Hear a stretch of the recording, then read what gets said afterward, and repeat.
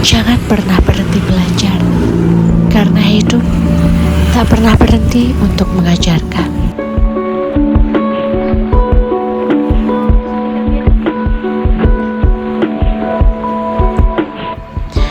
Bermimpilah setinggi langit. Jika engkau jatuh, engkau akan jatuh di antara bintang.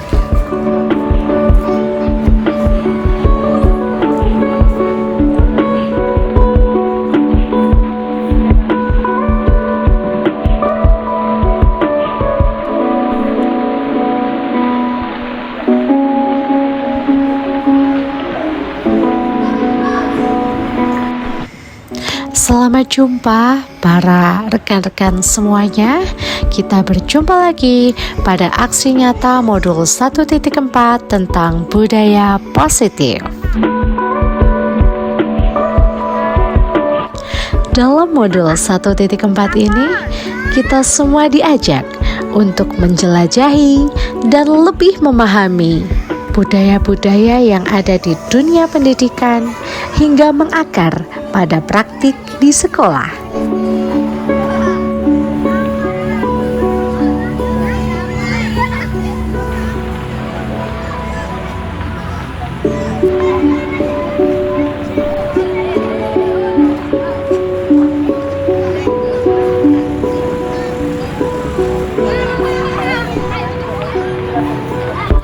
Bagaimana budaya positif di sekolah ini bisa membentuk karakter murid, guru, dan segala pihak yang terlibat di dalamnya.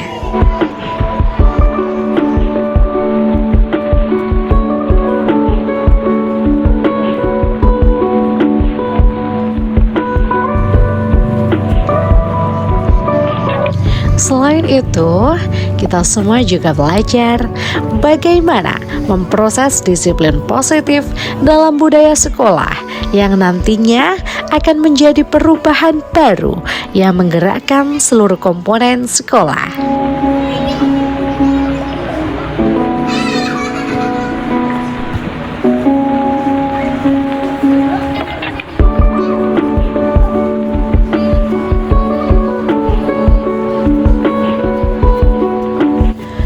Pada aksi nyata modul 1.4 budaya positif kali ini terdapat dua buah kegiatan.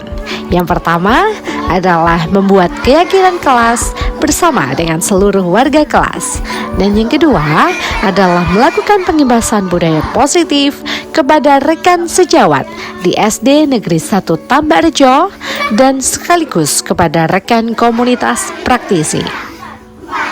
Latar belakang kegiatan dalam rangka menciptakan budaya positif di lingkup sekolah serta mendorong dan meningkatkan daya nalar berpikir kritis peserta didik melalui kegiatan pembelajaran yang berpusat pada anak dan juga untuk memfasilitasi pembelajaran yang bergerak aktif. Tujuan dari aksi nyata modul 1.4 budaya positif yang akan saya sampaikan pada video kali ini adalah yang pertama, yakni pembiasaan budaya positif dalam pembelajaran di kelas yang dapat meningkatkan daya nalar peserta didik. Sedangkan tujuan kedua adalah melatih tanggung jawab dan kedisiplinan peserta didik di lingkup kelas maupun di lingkup sekolah.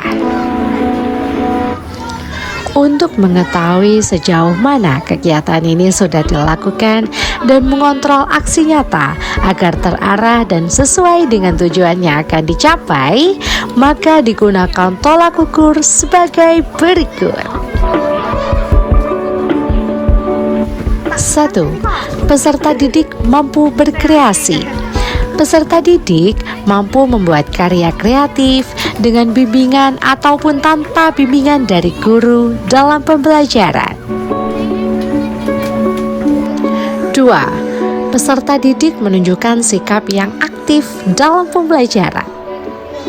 Peserta didik mampu menunjukkan sikap yang berperan aktif dalam seluruh kegiatan pembelajaran yang berlangsung di kelas. 3. Peserta didik memiliki tanggung jawab. Peserta didik mengerjakan tugas yang diberikan oleh guru dengan penuh semangat dan tanggung jawab yang berasal dari dalam dirinya sendiri. 4. Peserta didik mampu menyelesaikan masalah yang dihadapi dalam proses pembelajaran. Peserta didik berani bertanya jika kurang paham dengan materi pembelajaran dan juga mampu untuk menemukan jawaban dari pertanyaan yang diajukan oleh guru. Memiliki rasa percaya diri untuk menunjukkan hasil karyanya.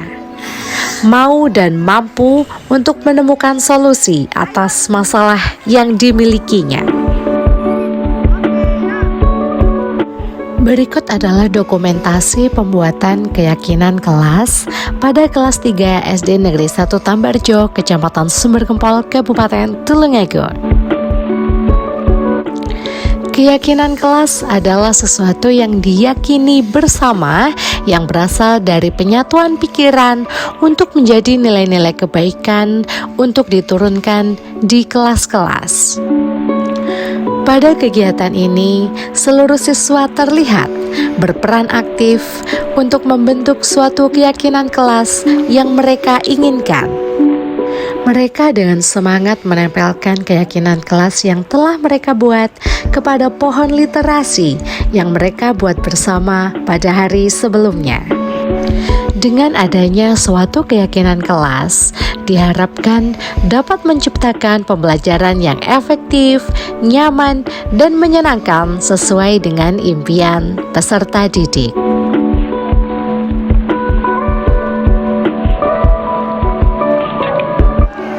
Nah, selanjutnya mari kita simak bersama video sesi berbagi pengalaman dan pemahaman bersama dengan rekan sejawat dan rekan dari komunitas praktisi. Assalamualaikum warahmatullahi wabarakatuh.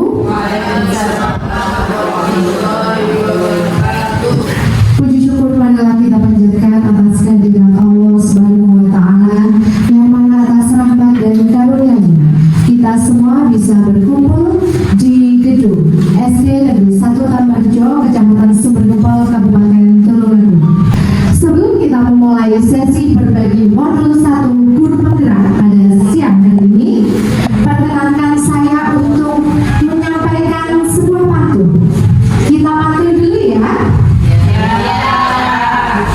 TV rusak jangan dipukul. Cakep, cakep. Oke. Nanti dia bisa mati. Karena semua sudah berkumpul, mari saya akan mulai sesi berbagi. Hari Minggu berjalan santai, jalan-jalannya ke kota Kediri. Sebelum sesi berbagi dimulai, izinkan saya memperkenalkan diri.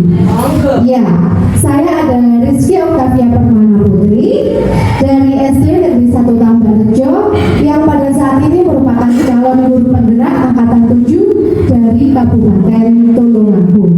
Pada siang hari ini kita akan berbagi aksi nyata dari modul 1.4 terkait dengan budaya positif. Bapak Ibu bersedia? Terima kasih. Kita mulai. Berikut adalah Bapak fasilitator saya dan juga Ibu pengajar praktik saya. Bapak fasilitator berasal dari Pulau Madura.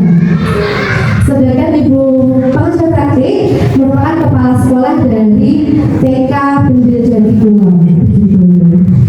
Kita lanjut mengenai filosofi pendidikan dari Ki Hajar Dewantara.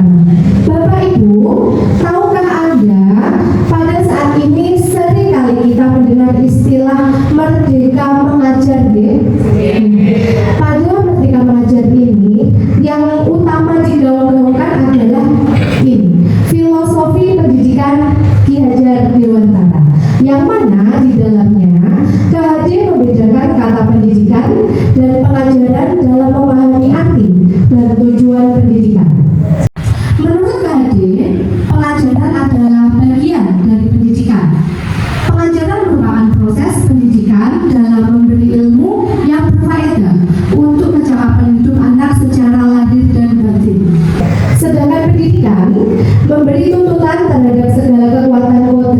yang dimiliki anak agar dia mampu mencapai keselamatan dan kebahagiaan yang setinggi-tingginya. Lah terlebih loh Bapak Ibu, keselamatan dan kebahagiaan. Jadi kalau dulu itu tujuan utama pendidikan adalah untuk mendapatkan nilai yang setinggi-tingginya untuk dibandingkan dengan lainnya, mungkin seperti itu. Tapi yang sekarang digaung-gaungkan adalah keselamatan dan kebahagiaan anak yang setinggi-tingginya sebagai seorang manusia maupun sebagai anggota masyarakat. Begitu. Jadi menurut KD atau Gereja Dewantara, pendidikan dan pelajaran merupakan usaha persiapan dan persediaan untuk segala kepentingan hidup manusia, baik dalam hidup bermasyarakat maupun hidup berbudaya dalam arti yang sebenar-benarnya. Lanjut, untuk Ki Hajar Dewantara juga memiliki tujuan pendidikan, yaitu menuntun segala kodrat yang ada pada anak agar mereka dapat mencapai keselamatan dan kebahagiaan yang setinggi-tingginya, baik sebagai manusia maupun anggota masyarakat seperti yang tadi. Jadi kalau dulu itu semua anak harus pandai dalam semua mata pelajaran, tapi tidak bisa ternyata Bapak Ibu. Anak yang rendah dalam kinestetik tidak bisa untuk dipaksa jadi atlet bola voli, atlet berenang, karena itu sudah merupakan potensi dari dalam dirinya. Jadi tugas kita adalah menuntun anak tersebut untuk memaksimalkan potensi dari dalam dirinya. Bukannya semua anak dipaksa untuk pintar dalam segala hal, tidak, tapi memaksimalkan potensi dari dalam diri anak tersebut. Jadi pada dasarnya semua anak sudah membawa bakat dari dirinya masing-masing. Ki Hajar Dewantara juga mengibaratkan seorang pendidik sebagai petani. Kenapa petani? Kita bisa simak dalam ilustrasi gambar anak TK yang saya buat.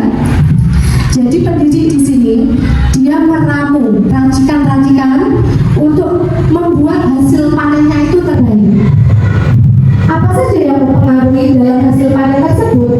Ada benih-benih yang disemai, itu kita ibaratkan sebagai murid-murid. Setiap murid tentu mempunyai kelebihan dan kelemahannya masing-masing. Seperti benih, benih ada yang bibit unggul, apa itu kalau jagung? Bibit tongkol 2, kata nggih. Kalau bibitnya itu bagus dan mendapatkan perawatan dan pengolahan yang bagus, itu nanti akan menghasilkan panenan yang bagus juga. Seperti itu. Sekolah kita ibaratkan seperti lahan sawah, sedangkan metode pembelajaran ibarat peralatan pertanian. Media pembelajaran ibarat pupuk, sedangkan gangguan belajar itu seperti hama tanaman. Apakah ada gangguan belajar? Banyak sekali. Baik di sekolah maupun di rumah, gangguan belajar itu sangat banyak. Mungkin kalau di rumah anak-anak itu cenderung tidak mendapat perhatian dari orang tuanya, jadi dia selalu bermain. Itu juga menjadi gangguan dalam belajar. Jadi lebih baik anak itu dikontrol dalam bermainnya, dalam belajarnya, seperti itu. Anak-anak itu bagaikan bulir-bulir jagung yang ditanam.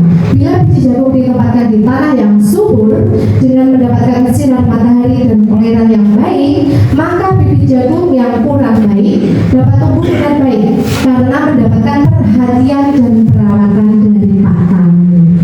Jadi kalau pada dasarnya bibitnya sudah unggul, sudah kawal 2, perawatannya bagus, itu juga pasti hasil panennya baik. Karena pada dasarnya jika bibitnya kurang bagus saja, jika mendapatkan perawatan dan perhatian yang tepat sasaran, maka juga akan menghasilkan murid-murid yang baik dalam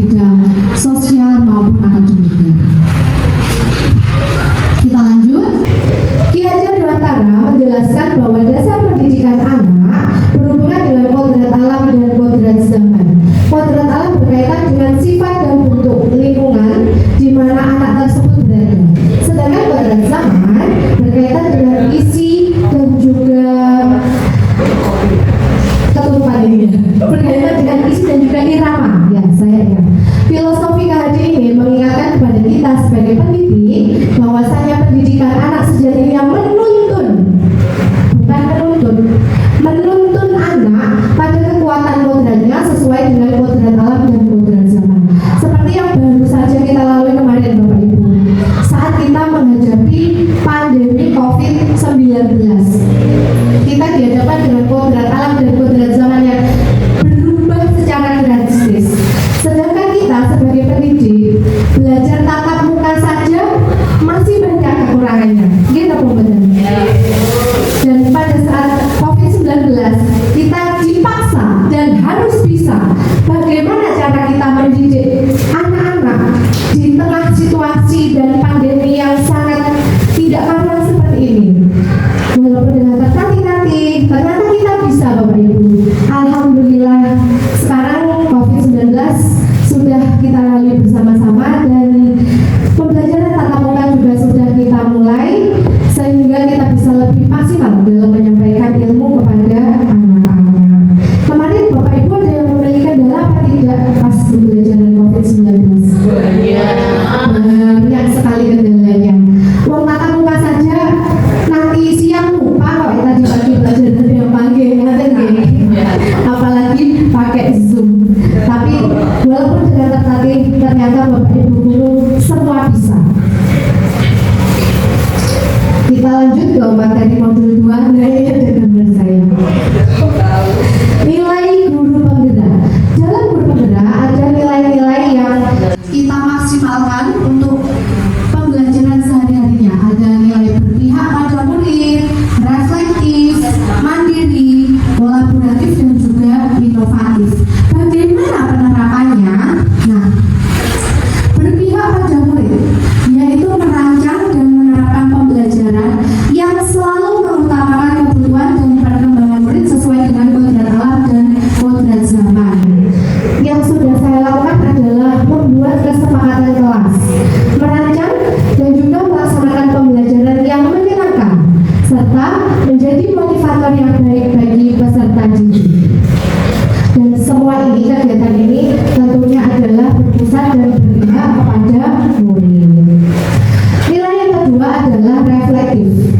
Merefleksikan dan memaknai pengalaman yang terjadi merupakan suatu perbaikan yang dapat kita lakukan untuk masa depan yang lebih baik.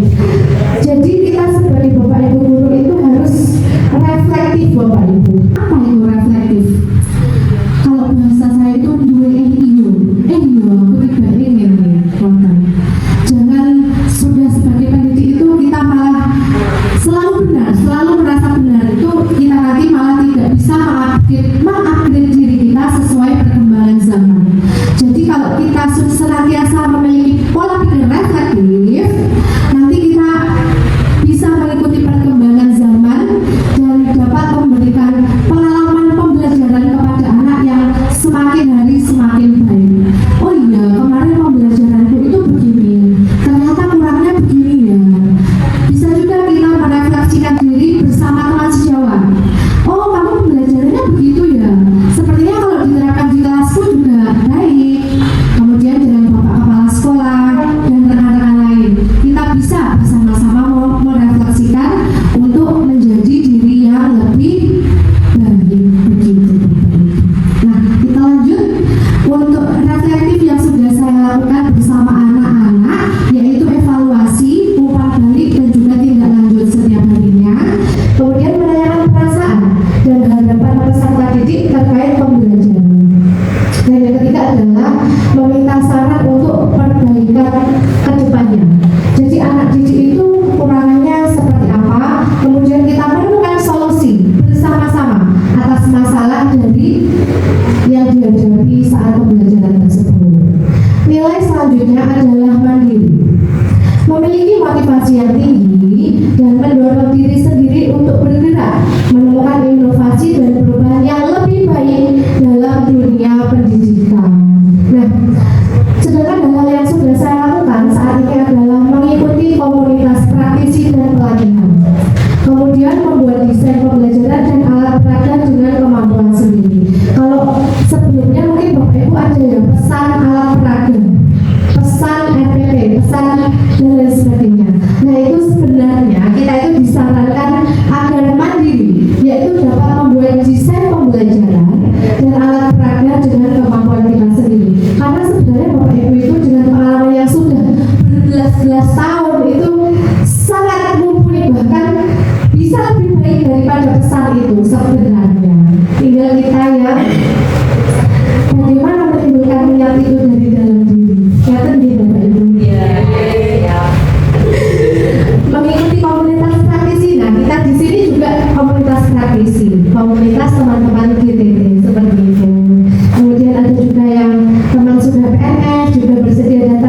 terima kasih ibu-ibu dan mbak-mbak. Nah, oh mas-mas juga. Oke, kita lanjut ke nilai kolaboratif. Membangun hubungan dan kerjasama yang baik dengan seluruh warga sekolah demi pengembangan proses pembelajaran ke arah yang lebih baik. Di sini sangat penting Bapak Ibu. Kolaboratif. Pemikiran satu orang tentunya, pemikiran dua orang tentunya akan lebih baik daripada pemikiran satu orang saja. Terlebih lagi pemikiran tiga orang pasti lebih baik daripada pemikiran satu orang. Jadi kalau saat ini itu tengah marak nyatroni bolone dewe, itu kita kurangi sedikit demi sedikit, kita rangkul semuanya untuk meraih nilai kolaboratif ini. Kalau kan dulu itu kita bersaing, oh api-apian kelas, api kelasku. Tidak, sekarang kita harus beranjak untuk ke nilai kolaboratif, bersama-sama membangun kebaikan kelas untuk memajukan sekolah kita bersama. Lanjut. Nah, ini adalah nilai-nilai kolaboratif yang sudah mulai saya terangkan. Yang pertama, berdiskusi dengan rekan sejawat, kemudian berkolaborasi dengan murid, ketiga, kolaborasi dengan orang tua murid, dan yang keempat, menjalin hubungan harmonis dengan unsur-unsur sekolah. Di sini lagi, harmonis. Untuk yang pegel-pegelan, satu-satuan kita hilangkan. Sudah tidak usum ya Bapak Ibu. Yang usum adalah harmonis. Ya? Siap dong. Oke, kita lanjut. Nilai yang terakhir adalah inovatif. Berinovasi dalam pembelajaran sesuai dengan kodrat alam dan kodrat zaman, sehingga siswa dapat meningkatkan mutu pembelajaran dan motivasi untuk dapat berkarya dengan lebih maksimal. Inovasi itu bagaimana ya? Inovasi itu seperti ini contohnya Bapak Ibu. Membuat media pembelajaran yang interaktif. Kenapa media? Karena jika anak-anak belajar tanpa media, itu ibarat nenek-nenek yang sudah sepuh berjalan tanpa tongkat, jadi meraba-raba. Tapi kalau kita siapkan media yang real, bisa dilihat, bisa dipegang, bisa dimainkan, itu tentu saja akan memberi pengalaman yang lebih nyata kepada anak-anak, sehingga apa yang kita tanamkan itu akan lebih menancap di pikirannya, tidak hanya lewat begitu saja. Kemudian menerapkan pembelajaran berbasis games agar anak-anak tertarik untuk melakukan pembelajaran. Kemudian selanjutnya adalah melaksanakan kegiatan berbagi seperti kepada gambar yang nampak ini. Lanjut ke peran guru penggerak. Peran guru penggerak ada 5, yaitu yang pertama adalah sebagai pemimpin pembelajaran, yakni menyusun pembelajaran yang inovatif sesuai dengan kebutuhan siswa.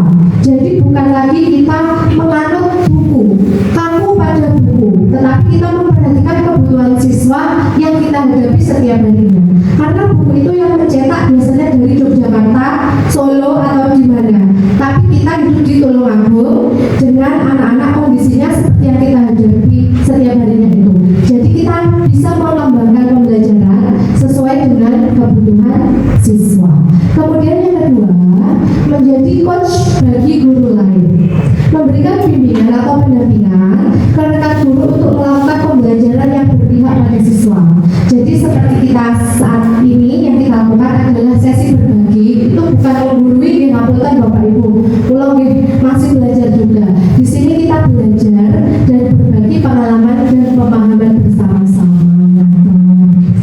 Dan selanjutnya adalah mendorong kolaborasi, bekerja sama untuk mencari solusi dari permasalahan yang ditemukan dalam pembelajaran dan bekerja sama dengan guru untuk melaksanakan kegiatan proyek pembelajaran. Di kurikulum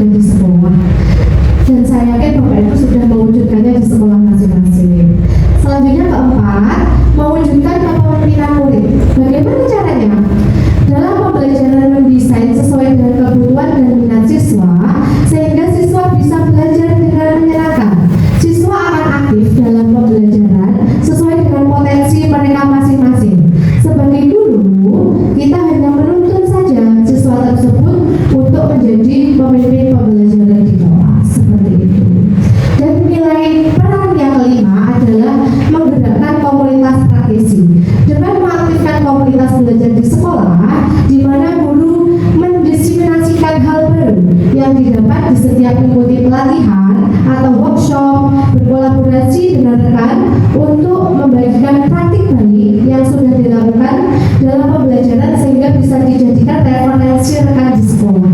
Jadi pada program pendidikan guru penggerak angkatan 7 ini kami mendapatkan banyak sekali pengalaman Bapak Ibu. Terlebih saat lokakarya itu kita bertatap muka satu kabupaten. Di situ kita belajar bersama satu hari penuh dari pagi hingga sore. Di situ belajar bersama tapi tidak terasa belajar karena dalam belajarnya itu kita menggunakan permainan, games-games dengan kelompok seperti itu. Dan setelah pulang kita juga masih mendapatkan keuntungan banyak sekali dari program pendidikan guru penggerak. Untuk itu monggo Bapak Ibu untuk angkatan 9 dan 10 apakah sudah mendaftar? Ya, sudah. Nanti kalau sudah kita akan berbagi lagi bersama-sama. Sebentar. Nah, kita lanjut ke materi modul 3, visi guru penggerak. Dalam visi guru penggerak terdapat sebuah istilah baru, namanya inquiry apresiatif. Apa itu inquiry apresiatif? Inquiry apresiatif merupakan pendekatan yang mengutamakan strategi perubahan kolaboratif yang berbasis kekuatan. IA merupakan solusi strategi perubahan yang tidak dimiliki oleh pendekatan lainnya. IA mengaktualisasi potensi masing-masing individu dalam kelompok menjadi kekuatan yang luar biasa. Dalam melakukan perubahan tersebut, IA memiliki tahapan-tahapan yang sering kita kenal sebagai bagja. Apa itu bagja? Bagja itu adalah tahapan-tahapan dalam pendekatan inquiry apresiatif yang bisa kita terapkan di sekolah untuk menguatkan karakter kelas maupun sekolah. Jadi bagja itu kalau dalam bahasa Sunda artinya adalah bahagia.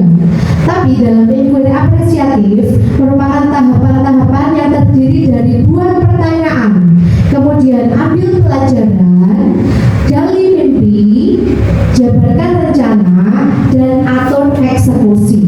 Bagaimana penerapannya? Kita lihat. Nah, di sini saya memiliki visi yang saya buat pada modul 1.3 yaitu sebagai berikut: mewujudkan siswa yang bermartabat dan berkarakter Pancasila dalam suasana aman, merdeka, dan bahagia. Jadi saya menekankan pada suasananya saat pembelajaran. Suasananya adalah aman, merdeka, dan bahagia. Seperti itu.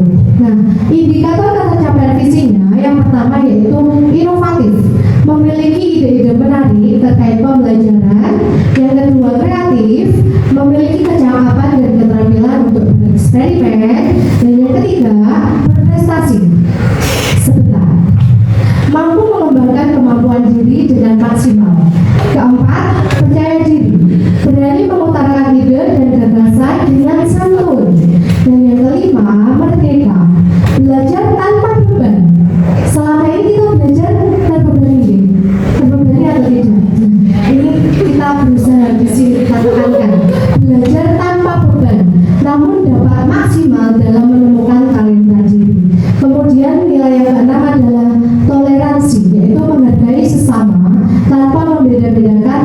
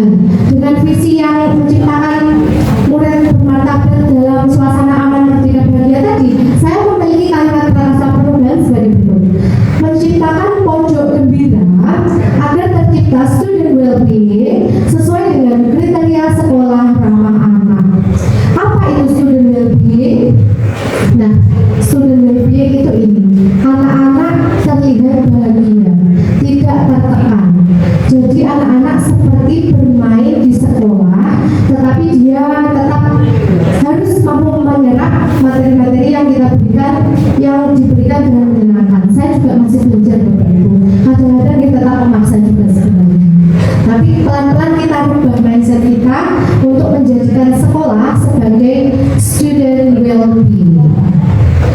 Nah, bisa juga ini kita terapkan di sekolah seperti yang ada di sebelah kiri Anda, Bapak Ibu.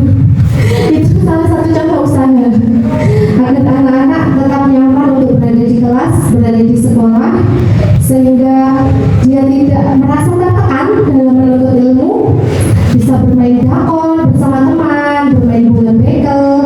Ada engklek di sini, di bawahnya Bu Yunifa ada engklek juga.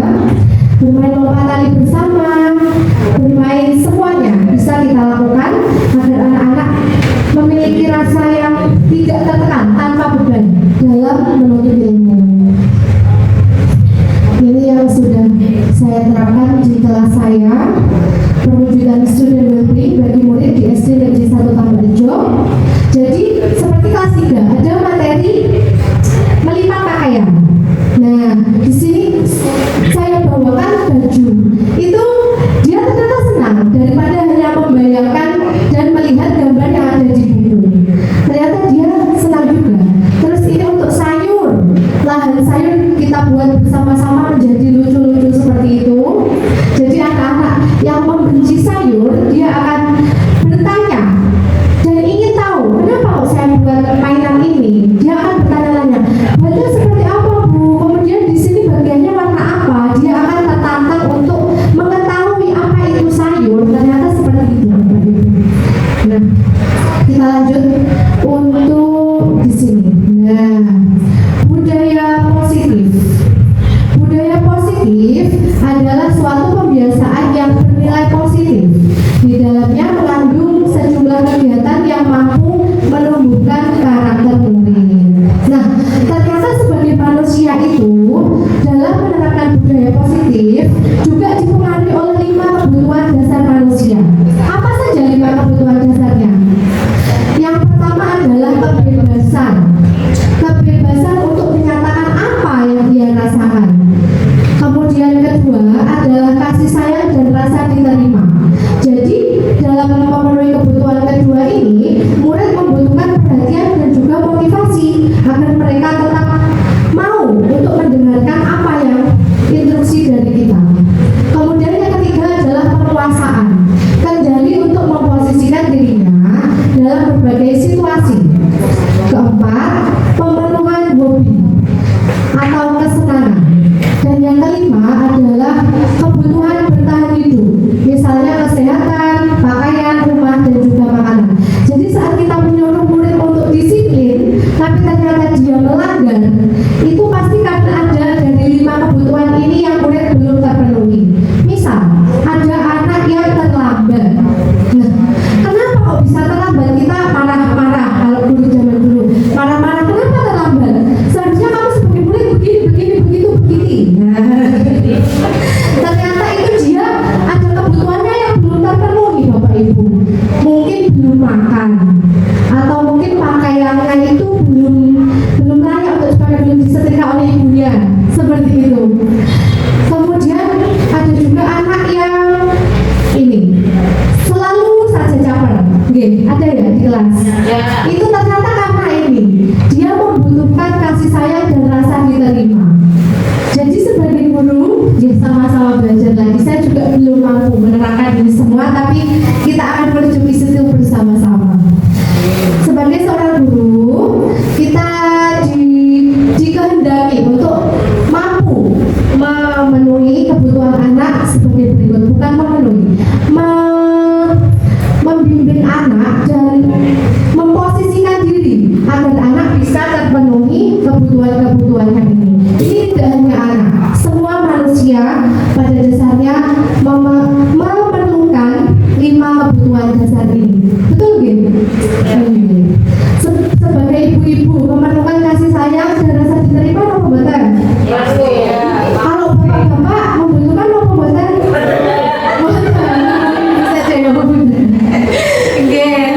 Semua ini.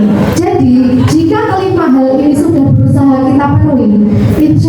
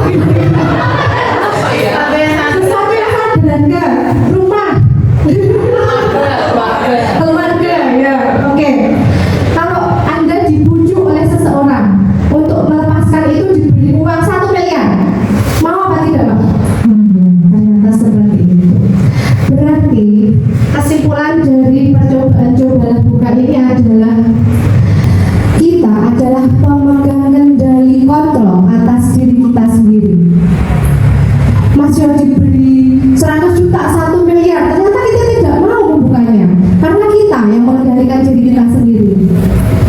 Kecuali kalau di notis mungkin berbeda ya, itu bukan mengendalikan diri kita sendiri.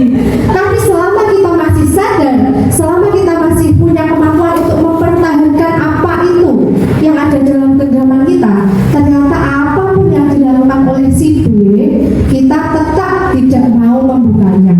Seperti halnya murid, kita merasa kalau murid itu bisa kita kendalikan. Ayo dok, ayo tempat sampah aja dulu sih, kayak suka tidur. Dia seperti itu apa tidak Bapak Ibu? Kayak pojokan berantakan. Ternyata dia itu bukannya bisa kita kendalikan, tetapi murid itu memang mau untuk kita suruh. Jadi murid itu mengendalikan dirinya sendiri sesuai dengan arahan kita. Hal itu tidak bisa terwujud kalau murid itu membenci kita. Gitu pembuatannya. Jadi daripada kita membuat murid benci pada kita, lebih baik membuat murid itu percaya pada kita, sehingga dia akan mengikuti perkataan kita dan apa yang kita sampaikan akan mudah untuk diserap oleh murid. Seperti itu.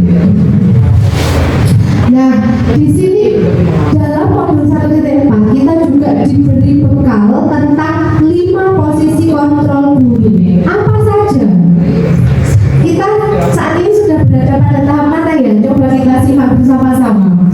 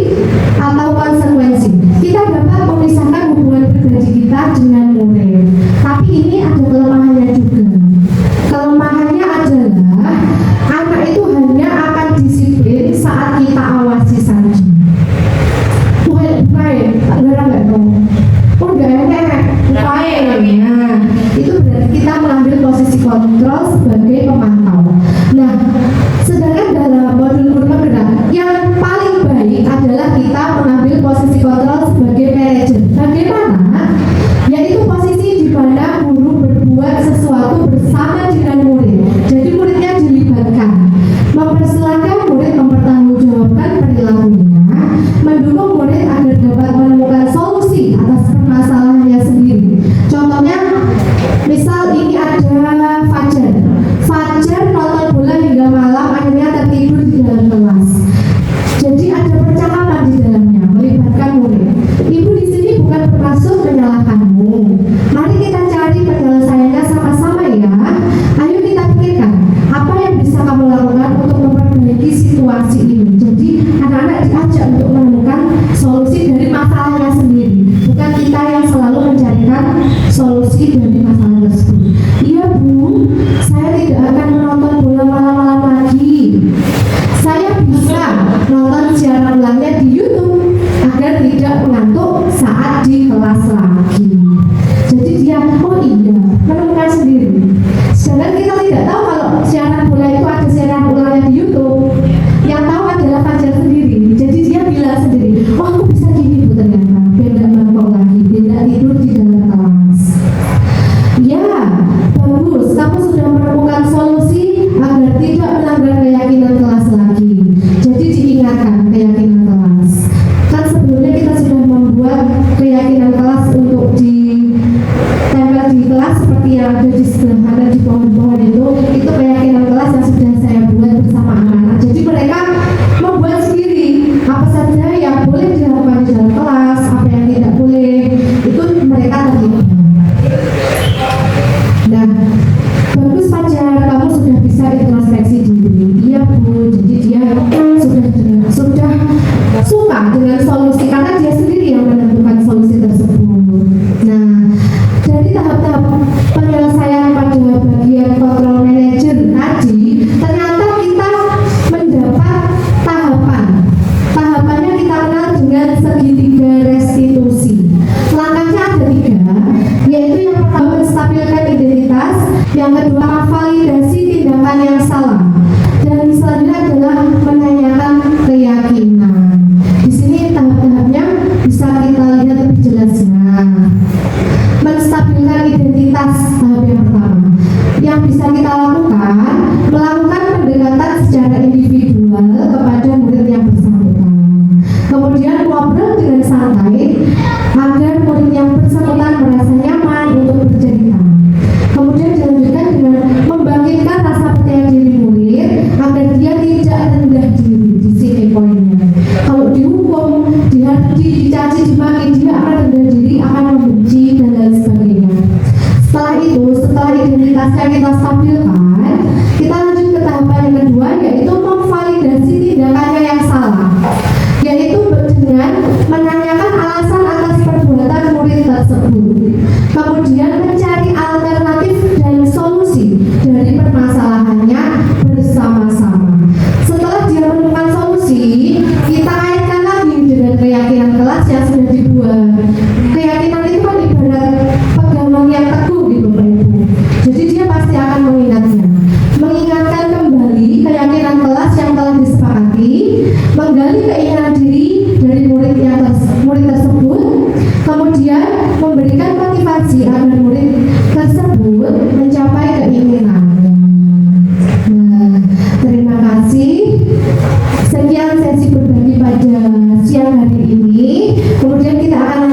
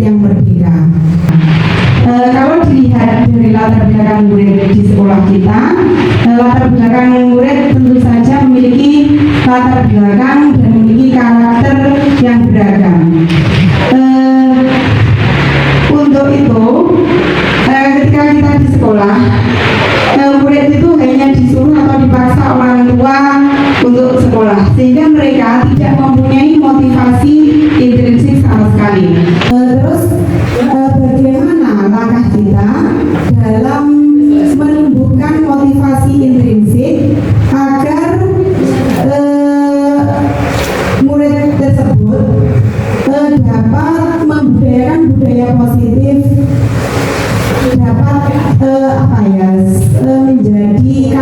menjadi karakter bagi mereka. Mungkin itu yang dapat saya sampaikan, tanyakan. Mohon diberi solusi. Terima kasih. Terima kasih atas pertanyaannya. Pertanyaannya sangat baik. Jadi kesimpulan dari pertanyaan Bu Yunifa tadi adalah bagaimana menumbuhkan motivasi intrinsik dari dalam diri siswa, seperti itu. Bagaimana ya kalau siswa itu datang ke sekolah hanya atas dasar keterpaksaan, hanya ibunya bermarah sekolah, ayo toleh sekolah, seperti itu. Kita bisa melakukan hal-hal seperti berikut. Misalnya saat di sekolah kita bisa memberikan tantangan individual. Jadi siswa tersebut kita dekati, kemudian anak itu kalau diberdeni itu kan senang. Jadi kita memberikan tantangan dalam pembelajaran individual kepada dia langsung, seperti itu. Kemudian menggali rasa penasaran murid dengan sebuah topik pembahasan yang baru dan menarik. Untuk itu kita harus kembali lagi tadi, kita harus memiliki nilai inovatif, kolaboratif, berpihak pada murid, mandiri dan reflektif. Untuk melakukan itu kita harus membekali nilai-nilai guru penggerak tadi. Kemudian kita bisa mengajak murid untuk melakukan kegiatan secara berkelompok. Anak-anak kan pasti senang kalau bareng-bareng. Kita bisa lebih sering kita ajak, terus berkelompok, kegiatan berkelompoknya dikuatkan, games-gamesnya kita perbanyak. Kemudian kita bangun fondasi kerjasama tim yang solid dan dapat menumbuhkan rasa nyaman bagi murid. Jadi kalau murid sudah nyaman, tertarik, tertantang, itu dia pasti pengen untuk datang ke sekolah. Aku pengen cepat capai, aku pengen menyelesaikan tantangannya Bu Guru yang kemarin diberikannya ini. Kemudian aku pengen tahu kemarin Bu Guru punya tebakan itu. Wah, katanya hari ini mau dijawab, aku harus masuk. Jadi dia akan lebih tertarik untuk datang ke sekolah tanpa harus dipaksa. Seperti itu. Bagaimana Bu Guru? Terima kasih. Mungkin ada pertanyaan selanjutnya, kami persilakan.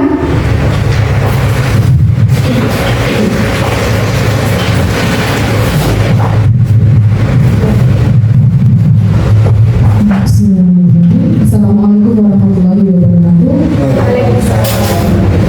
Perkenalkan, saya Mbak Suda dari Kecamatan Panggang, Kedulari. Di sini saya memberikan pertanyaan singkat dan jelas yang mungkin yang sampai sekarang juga masih saya alami, yaitu bagaimana jika kita menghadapi murid-murid yang sudah sangat sering melakukan kesalahan, mungkin kesalahan yang sama ataupun yang berbeda-beda. Bagaimana kita sebenarnya mencarikan solusi kepada anaknya juga supaya sama-sama bisa mencari solusi untuk anak-anak. Terima kasih. Ya, terima kasih atas pertanyaan dari Bu Rana.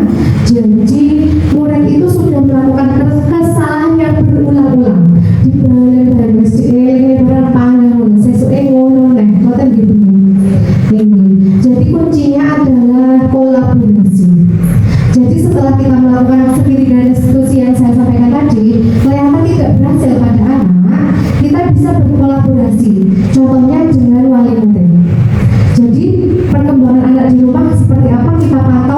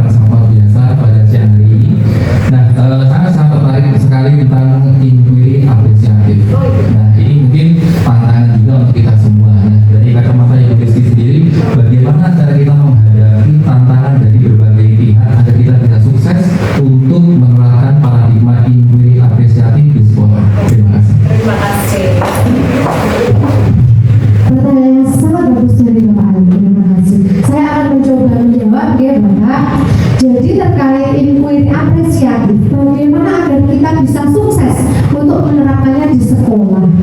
Mungkin kita itu guru yang muda di sekolah, seperti saya yang masih PIE, kemudian harus melakukan inquiry apresiatif, tentunya kan agak canggung ya Bapak Ibu ya.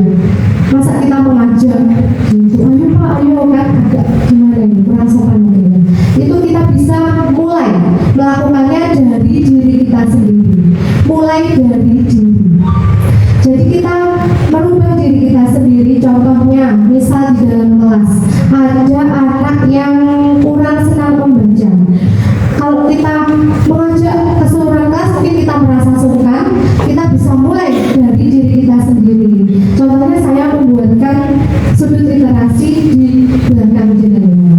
Itu tujuan saya adalah untuk meningkatkan minat belajar anak dan minat membaca anak agar mereka tertarik pada buku, karena anak zaman sekarang itu sangat tidak tertarik pada buku. Kenapa Bu? Ada Google kok gitu biasanya. Tapi ternyata dengan ada pojok pembaca yang sangat menarik, menurut saya sudah sangat menarik itu anak juga suka, dia lebih suka membaca, malah dia punya inisiatif.